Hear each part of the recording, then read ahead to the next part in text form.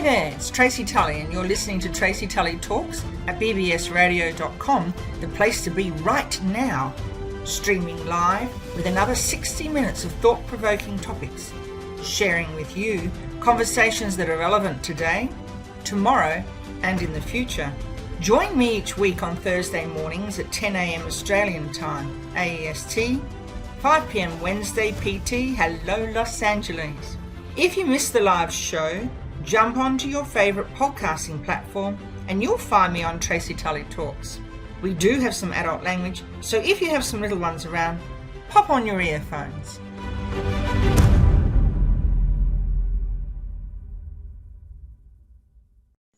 Hello and welcome to Tracy Tully Talks. It's Tracy here and I'm beaming to you from sunny Queensland. In our studio today, I have a wonderful guest all the way from Sydney in Australia, and we have Shilpa Kulshreshtha. How are you, Shilpa? Very well, thank you, Tracy. Pleasure to be here. Lovely to have you on board. We've waited a long time to speak together, and Shilpa is a career strategist. She's an author, and her book is a winner, and it was a winner, wasn't it? From the very first day it was published, both in Australia and India, and it's called Play It Full. Also, Shilpa has been in the corporate world and now is working as an entrepreneur. Tell us about your book, Shilpa. Yeah, so the book Play It Full here, as you can see it. So the idea of this book came from the fact that I was working as a career coach, and there was somebody who called me from India and he wanted to do something in life. And he said, how do you intend to reach to the people, all kinds of people? Because at that time I had my coach program, and then I couldn't sleep the whole night. And I'm like, how can I get my word out to the wider world? There are some people whom I'll be able to impact directly, but there'll be people whom I really wanted to impact indirectly as well. So came up with this idea of book, and the book is about playing it full in life. So what happens is, most of the time we live life in this linear pattern. When we are young, we run behind the career, so we want to take our achievements to the highest level. We want to work with the best companies. We want to make a lot of money. So we run behind it. And at a certain point in life, we realize that, oh my God, we have not taken care of our family. So we go back running, hold their hand, and we try to bring them together on the journey, only to realize that we are huffing, we are puffing, we are panting because our health is not up to date, right? We have ignored it in the process. So Play It Full is about playing it full in all areas of life, achievements and relationships, as well as health. Nothing is over other, and all three have to be worked on parallelly, simultaneously, and not in a linear pattern. Yeah. I love it. I love the story you've just shared with us, the basis for your book. And it is a bestseller too. It was a bestseller from day one in publishing, which is an accomplishment. So congratulations for that, Shilpa. But the analogy there of running all the time is absolutely correct. And we hear it every day with everyone we speak to, no matter where you are, what country you are in the world. It's the same thing. It's this constant pace, this fast pace. And we feel that we need to fulfill that running race, and it's a marathon or long distance endurance race, that's for sure. It is a marathon, because we need to tick all the boxes in terms of our work pledges and our commitments and responsibilities. But finding that work balance, because we have our families as well, is the critical one. Tell me a bit about work balance there, Shilpa. Right. So it's great that you brought out that word balance, because I would tell you, Tracy, this word balance, it actually made me a mediocre. And I'll go back to those years, when you, as I said, while you start in life, you want to get to your very best, but then slowly the challenges in life start to show up. And your family needs attention, especially for women, family, children, your spouse, your career takes a secondary position, and you get lured by this word called work-life balance. And somewhere in our life, we start settling for an average life, for a mediocre life. We don't realize it, but in our mind, we are constantly telling that our families is the biggest priority. And don't take me wrong, my family is the biggest thing that I have, but in the same process, somewhere we went forget ourselves.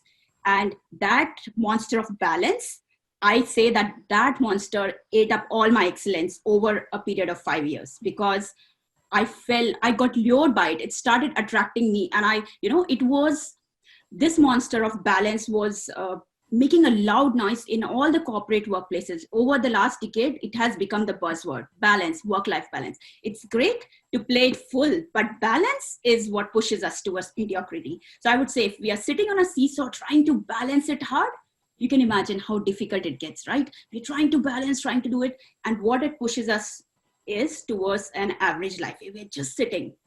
Think about the pressure it has on the body. But if you just let it go, touch the highs, because they belong to you.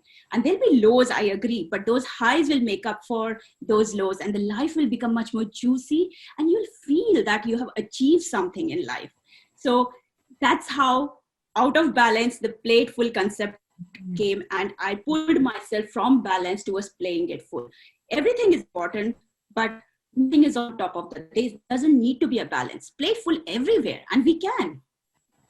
I love it. I love your attitude. So the seesaw that we find ourselves in, the seesaw that we're trying desperately to regulate. So we're pushing and trying to push against what needs to happen naturally, is what you're saying. So to let that balance go, to step off the seesaw and let the seesaw hit the top and take us with it for the ride.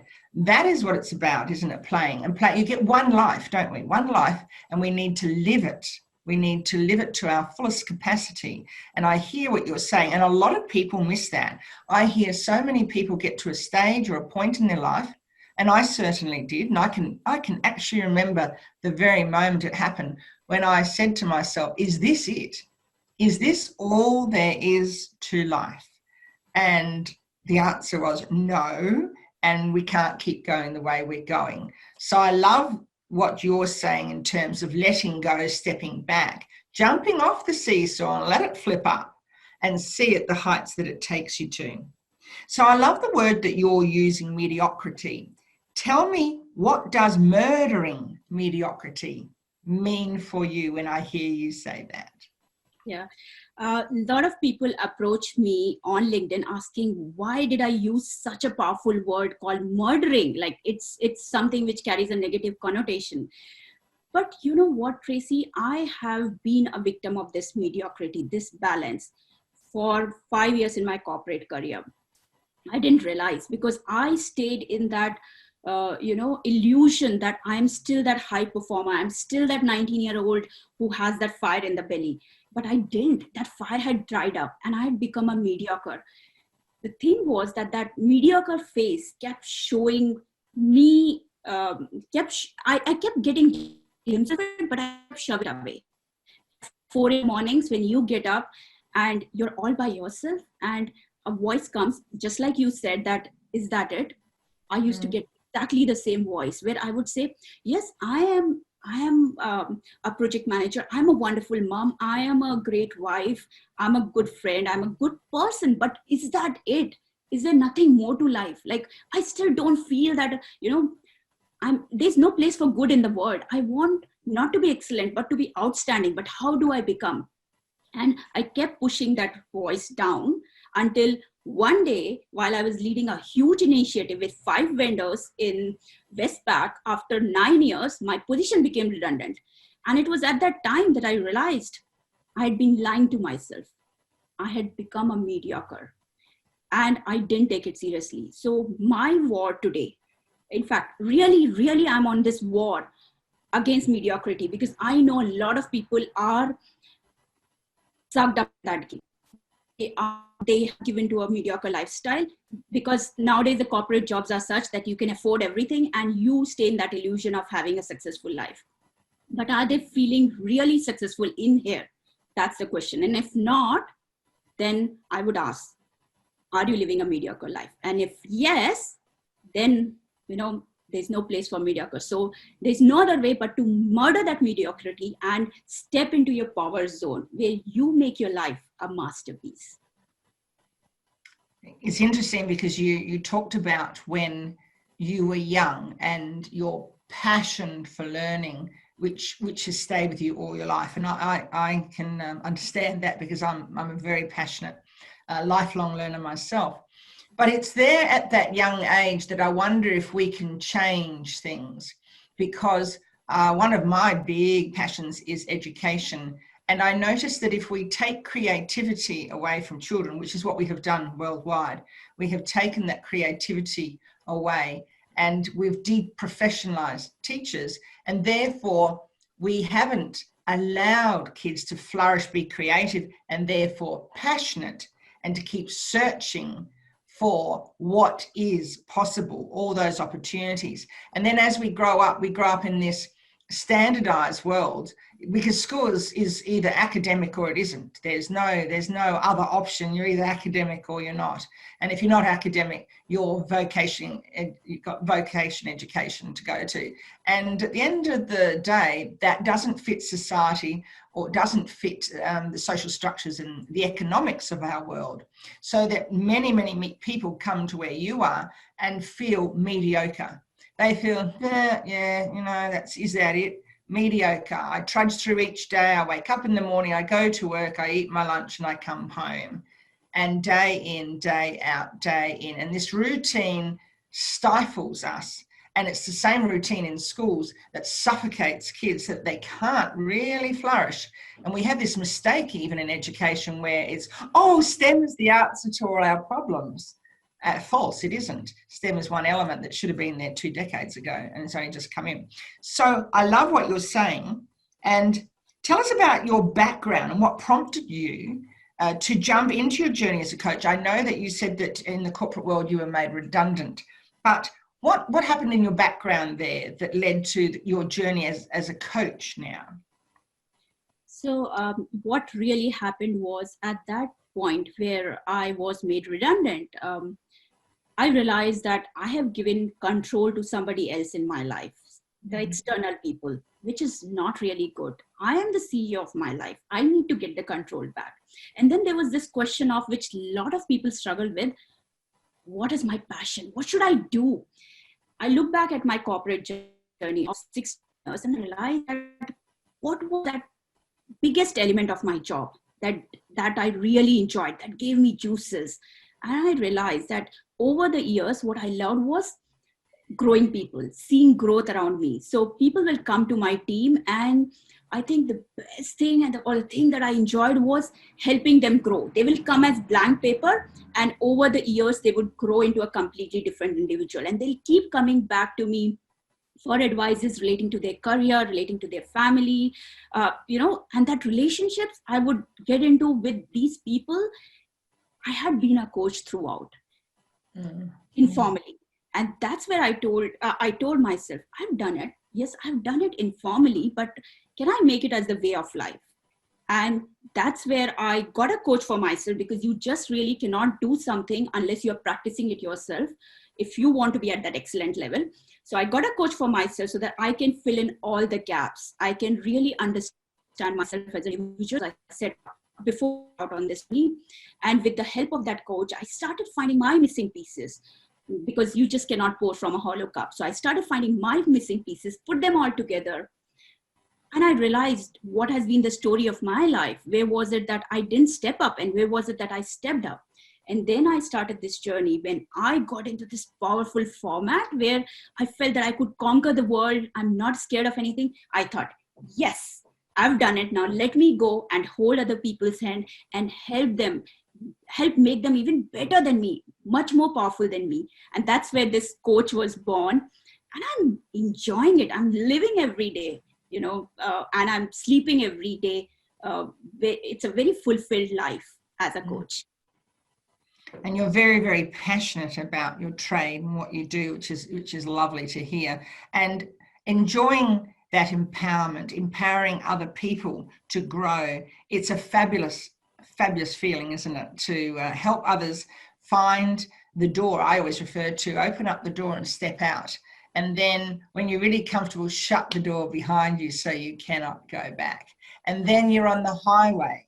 And then you're on the highway to finding yourself and improving and searching for that opportunity to be better and to seek more out of, well, because when we want to seek more in the world, it's not just about money or career. It can be about a whole range of things, doesn't it?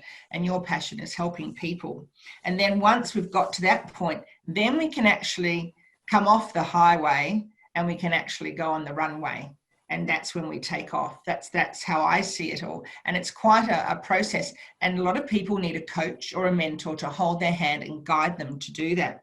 So passion is a buzzword nowadays, and it certainly has. I know in my last career as an educator, I got told a lot that I was very passionate, and I am very passionate, and I don't apologize for it either. But most people struggle with finding their passion. And when you were at a crossroads, how did you know that transforming those lives was your passion? What was it? So what told me was, I loved growth. So as I said, the best element of my job was growing people. Now with passion, Tracy, what happens is that a lot of people get stuck in that. Is that the right thing? Is that the thing? Or is there something else? They get into this analysis by paralysis. And that's the reason they're not able to step forward. So what I would suggest is take a step and see whether you like it. Date various things. It's like when you want to find the right guy or the right girl for yourself, you have to date several people to get to the one with whom you can relate to and create that partnership for life. So unless you date different things, you cannot really figure out what is your passion. And find it out. There's three that I would say. One, are you really do you really love it? Does it give you juices? Do you enjoy doing it? Will you do that even if nobody asks you? Like, it's like dancing. People who love dancing, they dance whether people are seeing them or not. So will you do that even when nobody is watching you or asking you to do? The second thing, can that be the purpose of your life? Do you see yourself doing it all your life and enjoying it to the core? And the third thing is, will people pay you for that? And that third part is also very important, because a lot of people start with something that they call passion. But if you cannot make something financially viable, it will die out. It will collapse one day. So it is a matter of finding the right thing and making it as the way of life so that you can live loving it and make some money in the process. Because a lot of people, if you ask Tracy, if you ask people, you'll realize that if you ask them what kind of do you want, to say, wonderful, I'm looking for this kind of family and I want this and that. Then you ask, what kind of health do you want? You'll say, I want to be on top of my health. What kind of money do you want? Just a little bit, just enough. Why is it a sin to make money? And that's what I teach my clients. Live your life full, make loads of money so that you can do more of what you love and you can give more of what you have. So if you think that richness is a problem, you're not giving enough of it. So make money and give more of it so that you can have a fulfilled life. That's what I call as really nailing the passion and making sure that you can live it through the ages. Oh, I like that. And it's interesting you talk about dancing. Dancing is something that a lot of people don't do, like singing. They probably do it in the shower or when no one's looking, or in the car, belt out a tune or two. And dancing is a creative part of us. And once again, when I look at our educational institutions, it's missing, it's absent, it's virtually not there. In fact, I can be very confident as an expert in 40 years in education, it's definitely not there. So what happens then with our students growing up is they're dumbed down and not allowed to dance and feel that great joy. And we've got really big people in the world like big speakers and thinkers and thought leaders like Brene Brown, who talks about dancing and to become wholehearted. So how to work through your vulnerability, get out and dance, do your dance. And also Sir Ken Robinson, a brilliant orator and educator, a researcher across the world, once again, who also refers to dancing. So I'm hearing you talking about dancing, but I don't hear a lot of other people, coaches, talking about dancing. And that's where I think, once again, we come back to education when we're young doesn't set us up to look for or search for what you're talking about, which is really good. Now, how smooth was your transition from your job in the corporate world across to entrepreneurship? Because no doubt yourself and myself meet a lot of people wanting to make that transition who are stuck or have just jumped off the corporate world and feel terrified, like they're drowning because they really don't know what they're doing. Did you face any challenges, Shilpa? Absolutely. If I could say that I got success or I got here without failure, it would be a complete lie, you know. So when I left the corporate, I was like, you know, as I said, I felt that I could conquer the world, I could transform the lives. And yes, I did. I was able to create those huge results. And that's why I call myself a result coach, somebody who can produce results. Because if you're a coach and if you cannot produce results, it is not going to go anywhere. But I did struggle with one thing, and which I think a lot of people in the corporate struggle with, they get into entrepreneurship and sales. So sales and the money mindset. So first is money mindset. I felt that I had enough money and I don't have to earn money in the process. So I had to get my money mindset right, that it is not a sin to earn money, because I wanted to make a difference, but money was not my top thing. So I had to get my money mindset right, that the more money I earn, the more I'll be able to give. And it has been true. Like I have been able to impact so many lives where they couldn't afford, just because I'm making money and I'm able to give it to them. The second thing was the sales, which is another biggest struggle that new entrepreneurs go through. They don't know how to sell to the people. Corporate teaches us delivery. We have all created results in our corporate, but when it comes to approaching the people, selling them, or, you know, in fact, in the corporate, the money comes to your bank account, your salary comes in. No matter how you're performing, you'll get that fat paycheck every month, month by month. So you're not challenging yourself.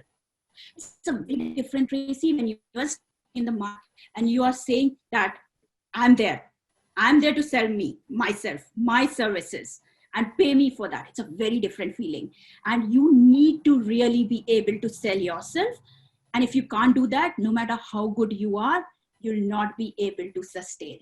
So that was another thing, sales. And I realized that my biggest breakthrough was sales as service, because it is not about feeling guilty that you're selling someone your service. It is about going with a service mindset that if I'm able to make this sale, I will be able to transform one more lives, and actually exceeding your own expectations in doing that. So that was a challenge. Initially, for a couple of months, both me and my husband jumped into this, became a coach.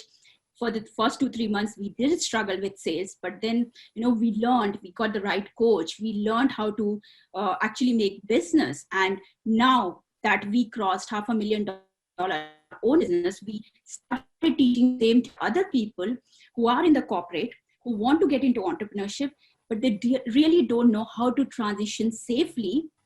And that's what I say, jump, but jump with a parachute. So I help people jump with a parachute so that they don't have to go through those struggles that I had with my money mindset and my sales mindset. I love it. And it is a big jump, I can assure every one of our listeners. It's a huge mammoth jump. And the problem being that, though, is if you choose to make that jump as a natural progression in your career, and you've got your home and your family and you've got plenty of money in the bank, and so you really don't have too many worries, then it's not as bad as if you're forced out, you're kicked out by the seat of your pants because jobs have closed, and this is what's going to happen a lot right now, and we're going to see a big issue next year. We all know that as the economy struggles with the deficit this year. So then what happens to people who have become very fearful because they're forced into this other world, and they actually feel that they're not good enough to get a job, or they don't know what job actually suits them because they've never allowed themselves to try different opportunities and play it full, as you say. So that's really good to know and understand that for many people, and this is what I hear, but it's almost like the elephant in the room, that money mindset is one of the first things that we need to get right, isn't it? That money mindset, that you're here, you're doing a job, and it's no different to buying an ice cream, a milkshake, or going to Woolworths. It's a service. So a fee for service is very much what life is about, isn't it? And a lot of people need a coach or a mentor to help them. So who is Shilpa? Who is Shilpa, not as the coach, but as the woman behind your $500,000 business and the founder of Scintillate business? Who is Shilpa? Tell us about you. So if I describe Shilpa, the woman behind the scenes, so she's a wife, she's a mom, she's somebody who loves life. Life is beautiful, and who understands her responsibility. Like, I've got two girls, growing them up into wonderful human beings where they can actually live a life of their choice. Shilpa is someone for whom her clients are part of her extended family, So I live and breathe. I am actually a mirror of my clients. And that's the way I like, you can see a lot of passion in that, but that's the way I like to live my life. Shilpa is someone who loves to live each day with an intention and not with a to-do list, because to-do lists just don't work. Shilpa who enjoys every moment of life. She's not in a race. She's not in competition with anybody else. She just wants to get to her very best. And I know the journey doesn't end. It just keeps going up and up. So I am on my path to learn and to make myself a better individual, and the people around me, my family, my clients, and all those people that I can touch in this world. So what are your hobbies? How do you relax, Shilpa? Relaxing is, I love cooking.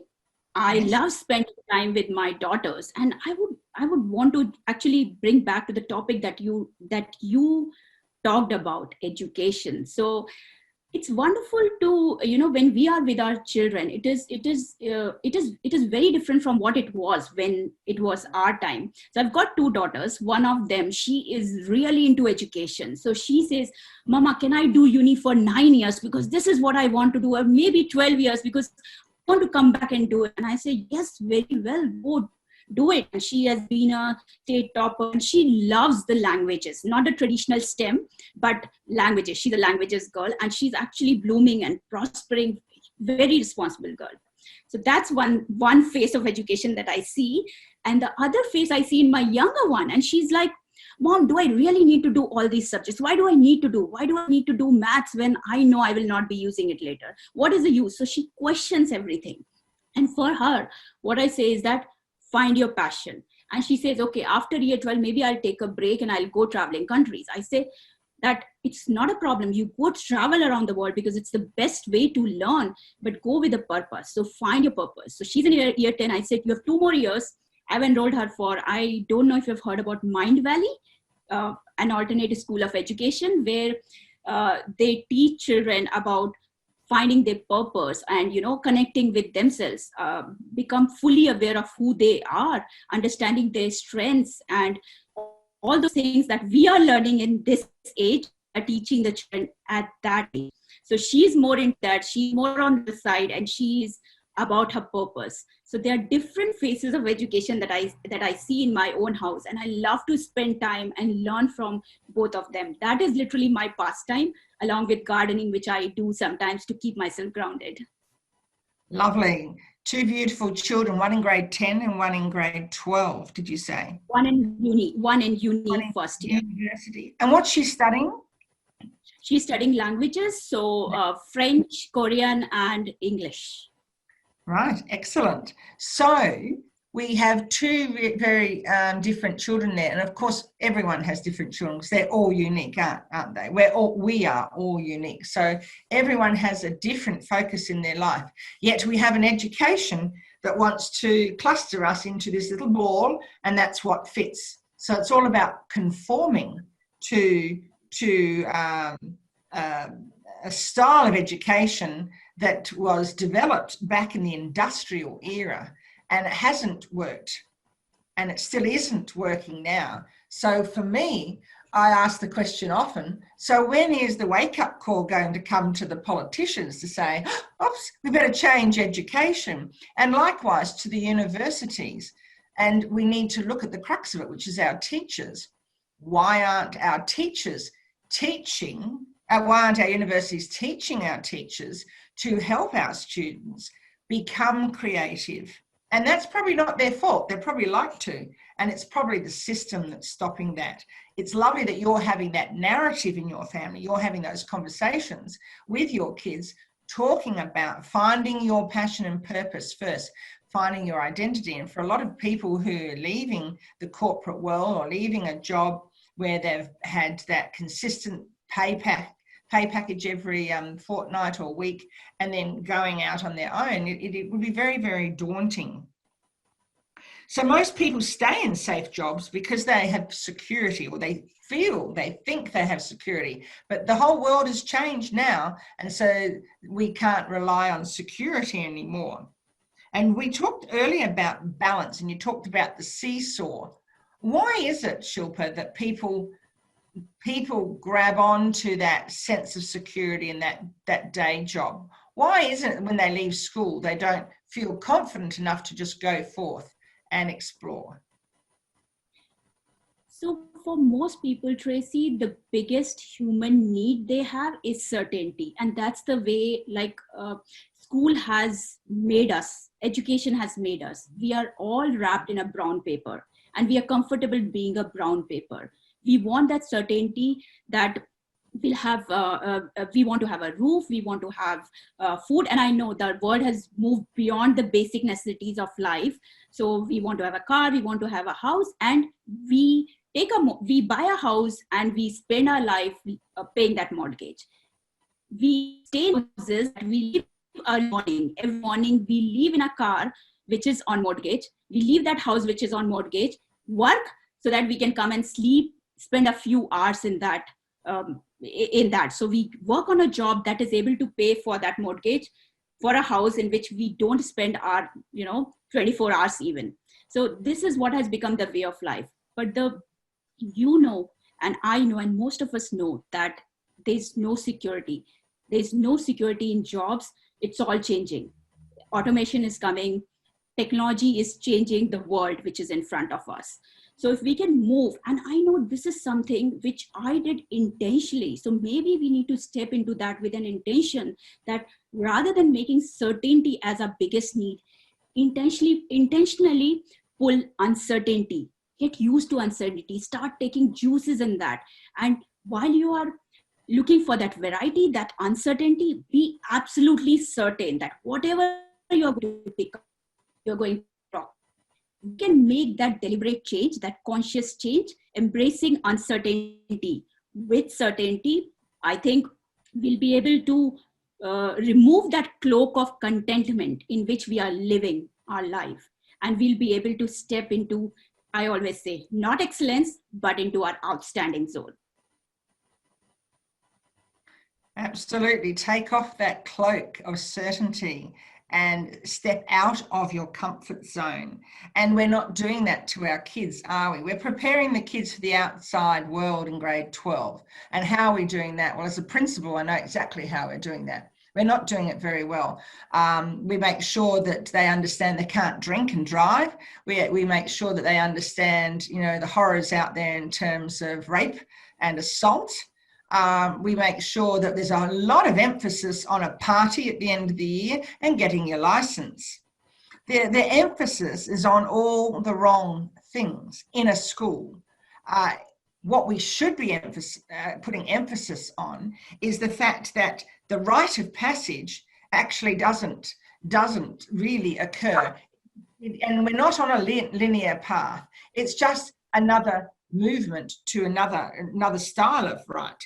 And the rite of passage is half the problem. And we know in the media here in Sydney, we're hearing right now is about the dreadful boys at a certain school who've got a checklist that's circulated and for their rite of passage when they left school. Absolutely horrifying. You know, and obviously it's going to be a very big issue for that school and other schools to look at, that we celebrate the rite of passage at school. We have our, you know, semi-formals and our formals, and then heaven forbid they go and have schoolies week. And as I said to my kids, you're not going on schoolies week because you haven't earned any money, so I'm not paying for you to go just because you finished year 12. Billions and billions of kids all over the world have finished year 12. What else can you be doing? I know what you can be doing. You can go and get a job and start working, and then you might be able to pay for a holiday or something. So with my kids, I actually said to both of them, my husband and I, they had to go and work in a pub. And we chose a pub for two reasons. Number one is because we wanted them to see the real world and from the eyes of other people.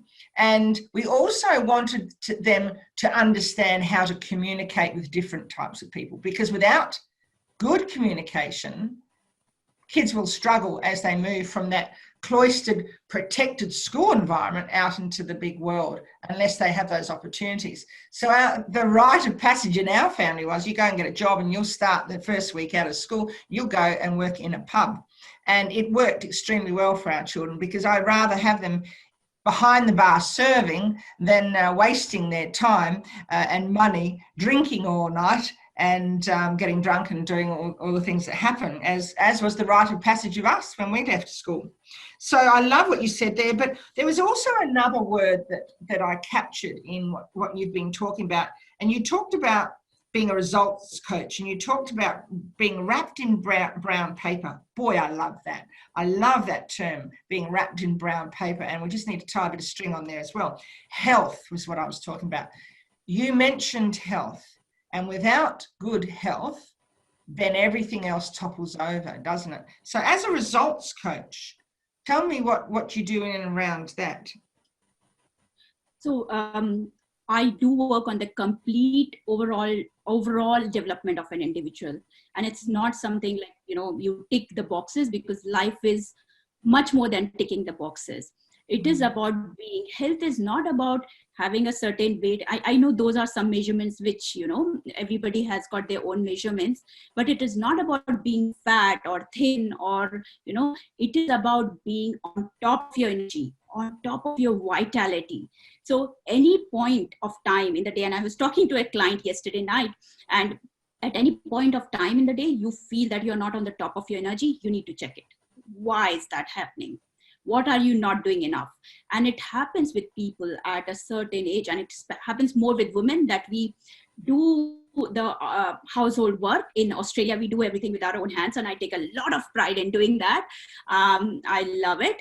And we walk and we say, yes, we have done our exercise. What about strength training? What about building the muscles? Because after an age, if you do not take care of yourself, you start, you know, losing that energy. You start getting tired very soon. So that's the check I think everybody should have at 10:30 or 11 p.m. in the night. Are you still feeling on top of your energy? If not, then what is the gap that you need to fill? Recently, I've got so I know all the gyms and all closed, go to them.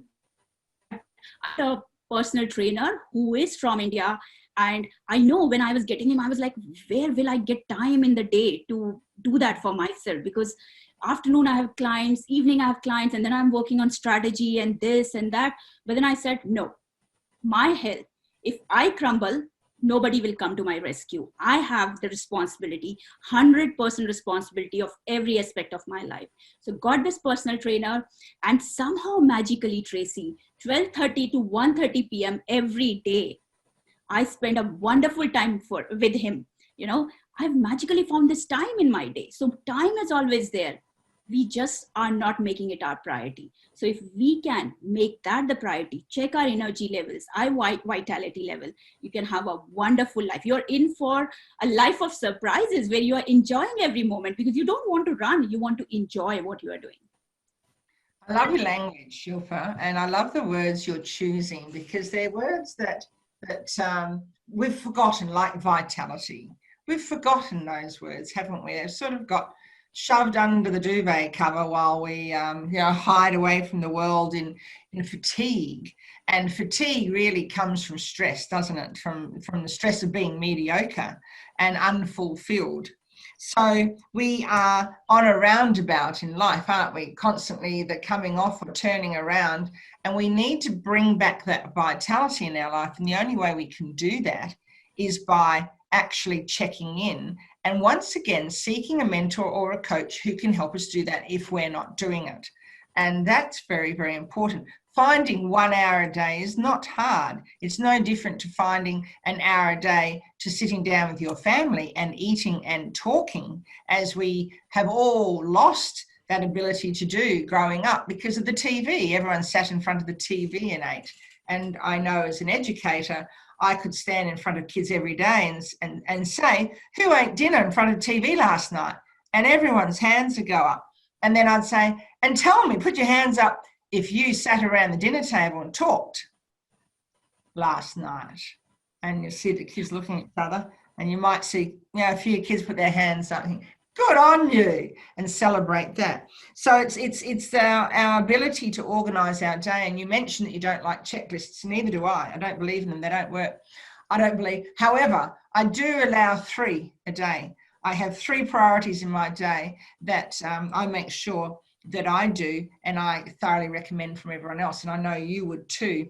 And that is to set your mindset right at the very beginning of the day so that you have that outlook about preparing for the day, so that you're kicking all your goals that you want to kick for yourself, like doing your hour from 12:30 to 1:30 with your coach. So your mindset was really good, and you talked about the money mindset and how you talked about a Mind Valley program. That was a school in Sydney, was it? Is that? No, that's in US. That's an alternative school of education by Vishen Lakhani. So what they teach is the skills that we have not learned till we reach this stage. Like at least I got introduced to it when I started my 40s. So it is about the mindset. It is about courage. It is about actions. It is about what part of life you can automate. It is about being fully aware of who you are, what your strengths are, and not worrying too much about the weaknesses, because most of the time we worry about what we don't have rather than concentrating on what we have. So it is bringing the emphasis on the right things in life, especially for the young children. So it is not about, no longer, I remember when I was small, I was asked that if I got 9 out of 10 in maths, I was asked, where did you lose 1 mark? It is not about asking that question now. Times have changed. It is about, what do you love? Which subject do you love? And what do you love about it? What extra do you want to do in that subject? What additional help you need? How to expose them, travel with the children, show them places. That is the need of the hour. So Mind Valley is setting up the foundation. It's the alternative school of education, which I think each of our children, I'm really passionate about it because I'm in this world and I'm exposing my daughters to that, and then they can choose what they want. So, but at least they will be in a position where they feel confident enough that they are making the right choice. And it doesn't matter. They can change their choice later. You're never fixed in a box, but at least they know what they are starting with. They give 100% to it. If they don't like it, move on. There are other choices to make in life. That's right. And it's interesting you're talking about this area because, our own children are all brought up with contract work. So you're all on contract, whereas we are brought up that you'll have this job, forever until you retire. But we have, in your 60s, but we have an education system that wouldn't have a clue what it's going to be like in 60 years' time, therefore can't prepare the kids for retirement in 60 years' time. And it's all about achievement and comparison. So comparing yourself. So you talked about getting 9 out of 10 for a test, and whoops, where did that 1 point go? And that's what our education system is about. Who got the 10 out of 10 instead of how can you improve yourself? What is it that you need to do for yourself? If you even want that one more, you might be more than happy with 9 out of 10. And why shouldn't you be? There's nothing wrong with 9 out of 10. So we've got that narrative that we have to fix in the education of our children and the whole world that sits around there. And it starts at school. And then it moves to the universities. So the universities need to take charge of that as well, because with our teachers, they prepare them for planning and they prepare them for curriculum. They don't prepare them for the horrors of schooling, and that's very simply behaviour or misbehaviour. They don't prepare them, and nobody can prepare anyone for that sort of thing unless they've lived in it, talked it, breathed it, and eaten it all their lives. You can't have a professor stand up in front of a group of students, teachers, and say, this is what you do to prevent behaviour, when your 13-year-old ice addict down the end of the room has just left the planet and is a knife-wielding berserker. So there's a lot of things there that we need to change, and I can hear that that's in your narrative, looking at this change. And that comes to my next question. You help people get rid of their shackles. And this is I'm hearing you talk about courage, losing their fear of courage, or even being aware that courage is okay. Not fear of courage, fear of vulnerability, I should be saying, to be courageous and being able to do that. So you're obviously an expert in that area of getting rid of your shackles. Do you have any shackles that you'd like to share with our listeners?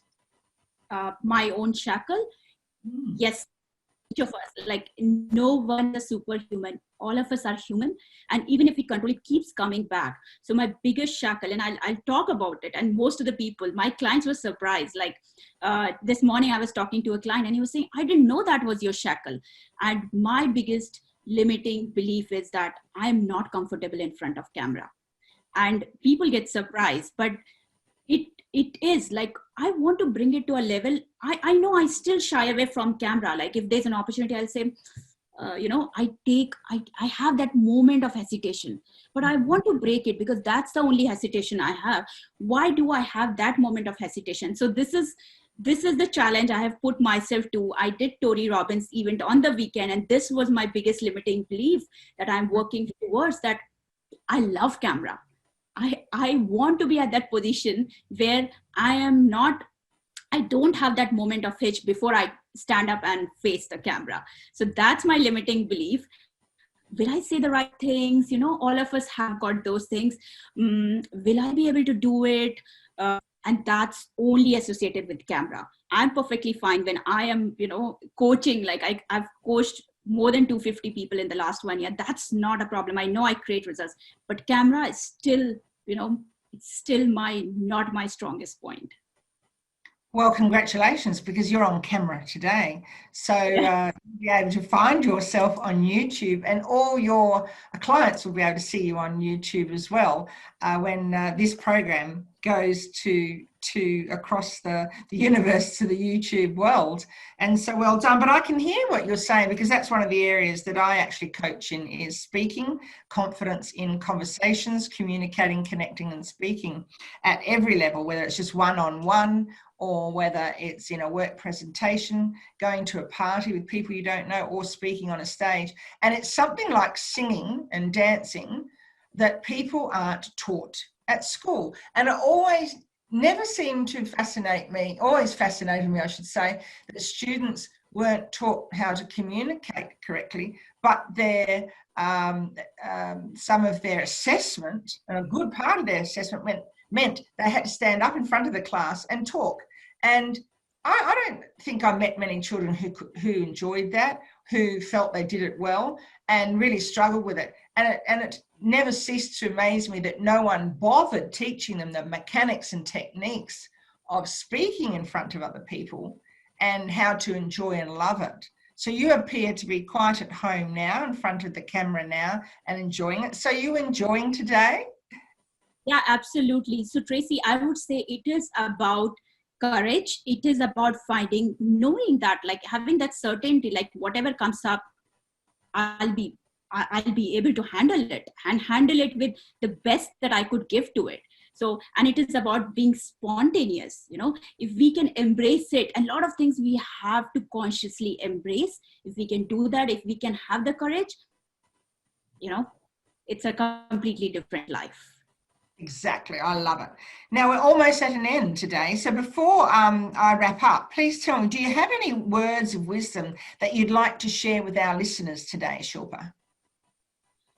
Absolutely. So I would like to share one of the biggest learnings that I had from, and till date, I call it my biggest learning. So I was talking to this gentleman from India, Major DP Singh. So he lost his leg in war, and he is called he is a marathon runner. So when he lost his leg, the biggest thing that came to his mind was that what is the most difficult thing that I can put myself to? And he's called the Blade Runner of India.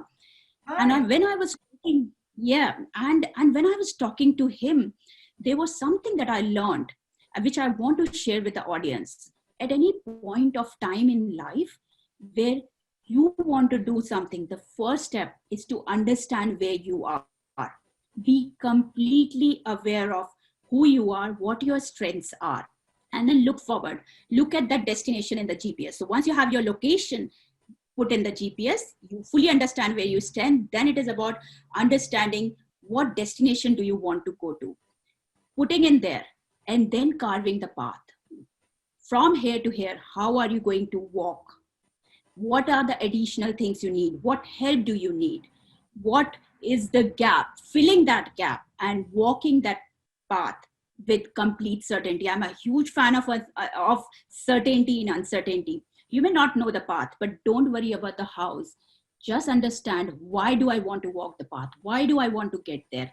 And everything you there might be problems, there might be challenges, there might be blockers, but you'll be able to get rid of everything if your why is clear and you know that you have to get there at any cost. So enjoy the journey, the roller coaster ride, because that's what makes life colorful and juicy when you're working towards a big dream. So assess where you are, assess where you want to go, understand what additional things you need to get, and just enjoy the path. I love it, and that's the best advice that I agree that you could give to people, is to recognize who you are and your identity in the world and your purpose for you, not anyone else. Forget about what everyone else is saying. Mix yourself up amongst like-minded people who will help lift you and empower you to achieve what you need to achieve, and let yourself be prepared to find your identity or your purpose or your passion, and it may come in any different ways that you may not even see. So there's a fellow who, Major DP Singh, who's a marathon runner, and he's known as the Blade Runner, and good on him. So just before we wrap up, then I'd just like to share with our listeners today that it was lovely to have Shilpa from Sydney here, and I look forward to catching up with you in Sydney in November, Shilpa. I think we've got a lot more to talk about that we've only just touched on today, and thank you for coming and sharing your words of wisdom and what you do as a career strategist and founder of your business called Scintillate. So for those people who are listening today, we have talked about education a lot. And education, as I mentioned in my last show, is something that's going to be around for a fair while for me on this show, right up until the end of this year. And the reason being is because it needs to be. In every way and form it needs to be. So I'd love to invite you to pop into my website, www.tracytully.com, no E's.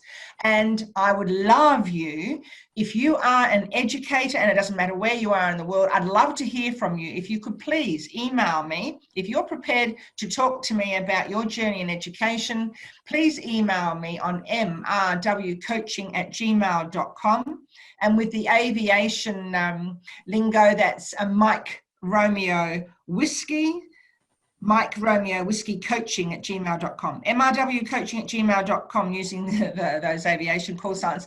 But I'm really keen to hear from anyone, doesn't matter where you are in the world, and Queensland, about your journey in education. And I'm very keen to hear from you for a lot of reasons, because I write articles and I talk about education, being an expert in it. So hop across to my option B website. So my second website is www.mrwcoaching.com, and read my article, Muzzle the Mob.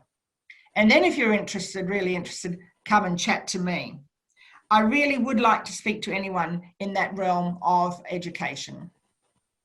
So we'd like to say farewell. Thanks for listening to another 60 minutes of inspiring talking points in tracytully.com.